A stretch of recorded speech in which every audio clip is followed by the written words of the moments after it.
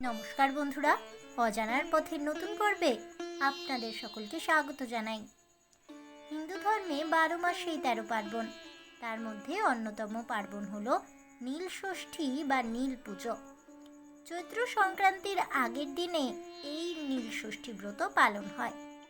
শিব দুর্গার বিয়ে হিসেবে এই ষষ্ঠী বিশেষ পরিচিত। মায়েরা সন্তানের মঙ্গল কামনায়, সন্তানের সুস্থতা ও দীর্ঘায়ু কামনা করে এই ব্রত পালন করে থাকেন। সারাদিন উপবাস থেকে সন্ধ্যায় মায়েরা সন্তানের কল্যাণের জন্য শিব পূজা করে তার উপবাস ভঙ্গ করেন।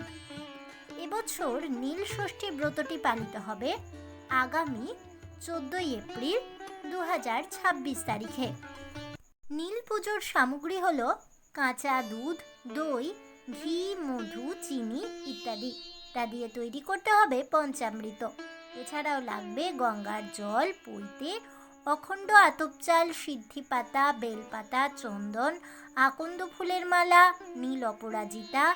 এছাড়াও নীল অপরাজিতা ফুলের মালা, ধূত্র ফল, মিষ্টি, নতুন মাটির প্রদীপে ঘি সহ পৈতে জ্বালিয়ে নীল ষষ্ঠীর দিনে দেবাদিদেব মহাদেবকে অর্পণ করতে হয়। এছাড়াও প্রত্যেক সন্তানের নাম স্মরণ করে তাদের নামে নীলের ঘরে অর্থাৎ মহাদেবের কাছে একটি করে মোমবাতি বা ঘিয়ের প্রদীপ জ্বালাতে হয়। ফলের মধ্যে অতি অবশ্যই বেল ও ধূত্র ফল মহাদেবকে নিবেদন করতে হবে ষষ্ঠীর সন্ধ্যায়। পাশাপাশি শসা, কলা এছাড়াও যে কোনো মৌসুমি ফল মহাদেবকে নিবেদন করুন। এই পুজো নারী পুরুষ সকলেই করতে পারে। পুরাণ অনুযায়ী শিবলিঙ্গের ডান দিকে চরণে থাকে গণেশ ও বাম দিকে কার্তিক, আর শিবলিঙ্গ ভগবতী পার্বতীর হাতে অবস্থান করে। এর মধ্যে শিব ও পার্বতীর কন্যা দেবী অশোক সুন্দরীর অবস্থান।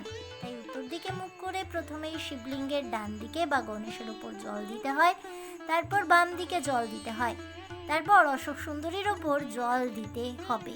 এরপর দেবী পার্বতীর হাতের চারপাশের ওপর দিয়ে শেষে মহাদেবের শিবলিঙ্গের ওপর জল অর্পণ করতে হয়।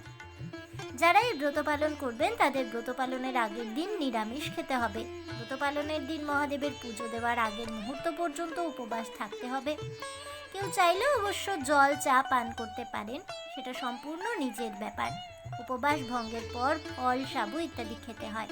এছাড়াও ময়দার তৈরি যে কোনো দ্রব্য সামগ্রী এদিন খাওয়া যেতে পারে, যেমন লুচি, পরোটা।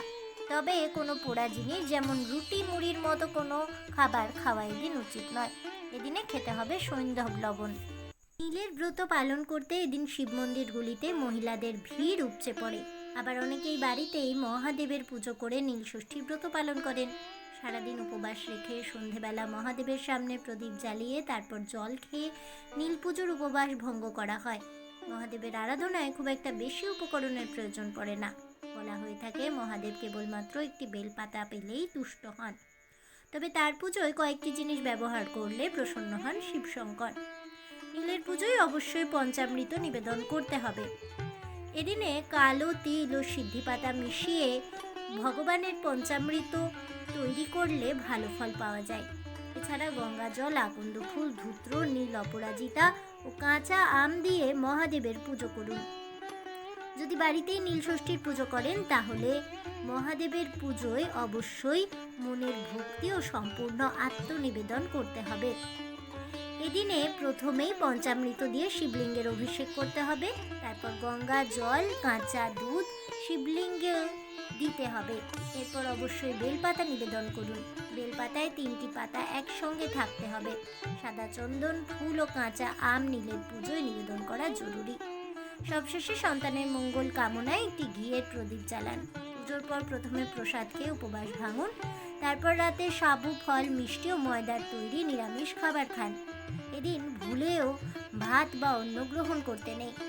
গ্রাম বাংলায় নীল পুজোয় মাটি দিয়ে শোয়ানো অবস্থায় একটি মূর্তি তৈরির প্রথা আছে। এই মূর্তিকেই মহাদেবের মূর্তি বলা হয়।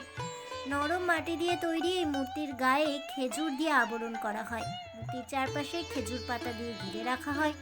কোথাও আবার মাটির মূর্তির বদলে মাটির ঢিবি তৈরি করতেও দেখা যায়। সেখানেই সকলে ফুল, বেলপাতা দিয়ে পুজো করেন মহিলারা। এর সঙ্গে গাওয়া হয় বালা গান বা নীলের গান। আজ এ পর্যন্তই। তাহলে বন্ধুরা, নীলের পুজোয় কি কি উপকরণ লাগবে এবং বাড়িতেই নীলষষ্ঠীর ব্রত ঠিক কিভাবে পালন করবেন সে সম্পর্কে বিস্তারিত জেনে আপনাদের কেমন লাগলো অবশ্যই আমাকে কমেন্টে জানাবেন। ভিডিওটি ভালো লেগে থাকলে লাইক শেয়ার করতে ভুলবেন না। আমার চ্যানেলের নতুন বন্ধু হয়ে থাকলে চ্যানেলটিকে সাবস্ক্রাইব করে দেবেন। পাশে থাকা বেল বাটনটি প্রেস করে রাখবেন নতুন ভিডিও নোটিফিকেশন পাওয়ার জন্য। ফিরে আসছি পরবর্তী ভিডিও নিয়ে। ততক্ষণ সবাই ভালো থাকুন, সুস্থ থাকুন আর অবশ্যই সঙ্গে থাকুন আর দেখতে থাকুন অজানার পথে।